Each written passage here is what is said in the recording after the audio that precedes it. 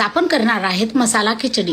सर्वप्रथम कुकरमध्ये तेल टाकलेलं आहे। तेल गरम झाल्यानंतर जिरे टाकलेला आहे, तेजपत्ता, लवंग, मिरी, कसुरी मेथी टाकलेला आहे, लसूण अद्रकची पेस्ट टाकलेला आहे। पेस्ट टाकल्यानंतर त्यात टाकलेला आहे कढीपत्ता, मिरच्या चांगला परतून घ्या। एकदा परतून घेतल्यानंतर आपण टाकलेला आहे उभा चिरलेला कांदा। कांदा पण चांगला परतून घ्या। कोथिंबीर टाकलेला आहे, त्यात कोथिंबीर टाकून आणखीन एकदा परतून घ्या। त्यात टाकलेला आहे आपण टोमॅटो, पत्ता गोबी, बटाटा टाकून चांगलं परतून घ्या।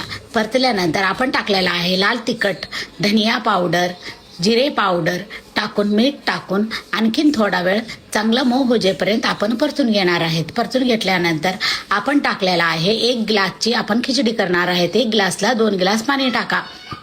पाणी टाकल्यानंतर आपण तांदूळ स्वच्छ धुवून घेणार आहेत। आपला उकळलेला आहे पाणी, त्यात टाकलेला आहे आपण तांदूळ टाकून आणखीन थोडा वेळ मिक्स करणार आहेत। मिक्स करून आपण 2 ते 3 शिट्टी करून घ्या। आपली खिचडी तयार आहे।